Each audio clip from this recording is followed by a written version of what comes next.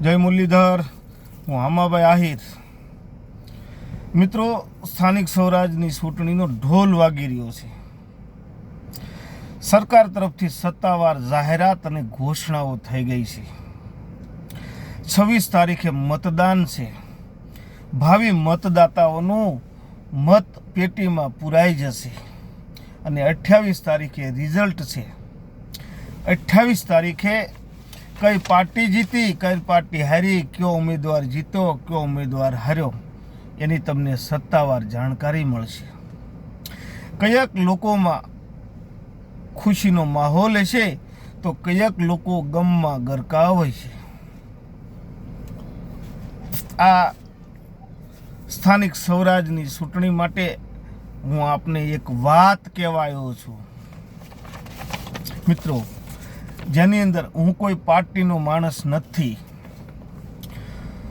હું કોઈ પાર્ટીનો પ્રસાર કરતો નથી, હું કોઈ પાર્ટીનો વિરોધ પણ કરતો નથી. બસ હું ફક્ત માનવતાનો પ્રચાર કરું છું અને અમાનવતાનો વિરોધ કરું છું. મિત્રો, તમે મત આપવા જાઓ કે મત આપવાનું વિચારો ત્યારે એક વાતનો ખાસ ખ્યાલ રાખજો. એ કહેવા માટે આવ્યો છું. મિત્રો, તમે જ્યારે મત આપો ત્યારે એક વસ્તુનો ખ્યાલ રાખજો. જે હું તમને નીચે મુજબના મુદ્દા કહું છું, એ તમામ મુદ્દાઓને જાને લઈને મતદાન કરવું. જે મુદ્દાઓ હું તમને જણાવું છું કે કોણ ઊભો છે, કોની સાથે ઊભો છે, કોની સામે ઊભો છે, કોની પાર્ટીમાં ઊભો છે, એ વસ્તુનો એનો ખાસ ખ્યાલ રાખવો.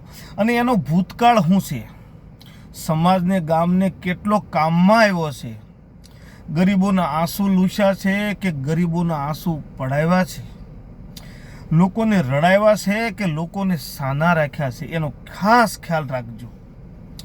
કાવતરા અને કાવા દાવા કરીને કુટુંબ, સમાજ કે ગામમાં નોખા તો નથી કરી નાખ્યા ને, એના વિશે વિચારજો. નોખા પડાયો હોય તો એને એ પ્રમાણે જવાબ દેજો. લોકો સાથે દગાબાજી અને દુશ્મની તો નથી કરીને, એ વસ્તુનો બી આમ ખ્યાલ રાખજો. લોકોને કેસમાં મદદ કરી છે કે લોકો ઉપર કેસ કરીને લોકોને ફસાવ્યા છે, લોકોના સમાધાન કરાવ્યા કે લોકોમાં મતભેદો ઊભા કર્યા, એનો ખાસ ખ્યાલ રાખીને મતદાન કરજો. સમાજનું હિત જોયું કે સમાજનું અહિત કર્યું છે, એનો પણ ખ્યાલ રાખીને મતદાન કરવું. જેનો તમે પ્રસાર કરો છો એનો તમે કોલર ઊંચું કરીને, કોલર ઉપર કરીને તમે કોઈ પણ જગ્યાએ વિના સંકોચે પ્રચાર કરી શકો તો જ પ્રસાર કરજો ને તો જ એમની સાથે રહેજો. ભૂતકાળ લોકોને પરેશાન કરવાનો હોય તો તમે કોલર ઊંચું કરીને એનો પ્રસાર ન કરી શકો. લોકો તમને પણ જે માણસનો પ્રસાર કરો એવા તરીકે તમને પણ સાબિત કરે, એ વસ્તુનો ખ્યાલ રાખવો. પૈસા અને લાગવગના જોરે ટિકિટ લઈને લડતા હોય ને સમાજનું જો અહિત કરતા હોય તો એની રાજનીતિ ખતમ કરવા સમાજે આગળ આવવું જોઈએ.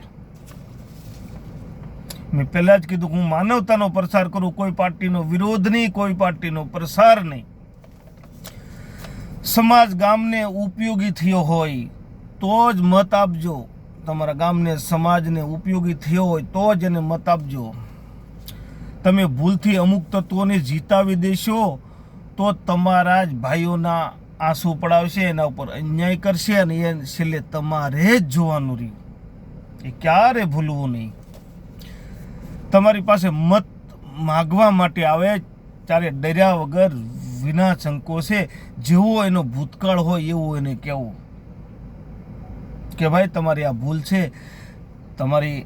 તમે આવું કરેલું છે, તમારી ભૂલ છે, એને કારણે અમે તમને મત નહીં દઈએ કે એને કારણે અમે ફલાણી પાર્ટીમાં સહી અને અમે એ પાર્ટીને મત આપશું એવું તમે એને મોઢે કહી દેશો તો એને એની ભૂલ સુધારવાની ખબર પડશે, એની ભૂલ સુધારવાનો ખ્યાલ આવશે કે ભાઈ મારી આ ભૂલ હતી એટલે લોકો મને મત નથી આપતા, મારે મારી ભૂલ સુધારવી પડે, એને ખુદને એની ભૂલ સુધારવાનો ખ્યાલ આવશે. બીજા નંબરમાં ગામનો નહીં, કામનો જોજો, એને મત દેજો, કામનો એને. સમાજનો નહીં, સમજણવાળો જોજો. ઘણીવાર આપણે એવું સમાજ કરીને સમાજના લોકોને જીતાવી દેતા હોય છે ને કાલ એનું ભુગતાન આખા સમાજને કરવું પડતું હોય છે, એ આખો સમાજ પછી ભોગવતો હોય છે. એ વસ્તુનો ખ્યાલ રાખજો. સમાજનો નહીં, સમજણવાળો જોજો, મારો નહીં હારો જોજો. આ વાત કહેવા આવ્યો છું. દાદાગીરીવાળાને અને દંભી માણસોને ઓળખજો. મતદાન આપ્યા પહેલાં એને ખાસ ઓળખજો.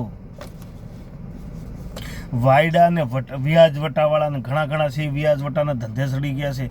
લોકોનું અહિત કરીને, લોકોમાં ડરનો માહોલ પેદા કરીને, લોકોને ડરાવીને ધમકાવીને ઊંચું વ્યાજ વસૂલીને લોકોના ઘણી ખરી વસ્તુઓ પડાવી દીધી. એવા દંભીને અને એવા વ્યાજ વટાવાળાને ઓળખજો.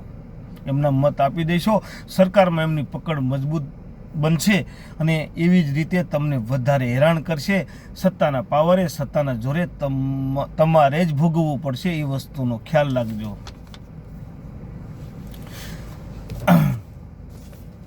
ચૂંટણી દરમિયાન લોકોના પ્રાથમિક મુદ્દાઓ હોય છે, એનાથી વિપરીત જઈને કેટલાક નેતાઓ પ્રચાર કરતા હોય છે અને લોકોને ગેરમાર્ગે દોરતા હોય છે.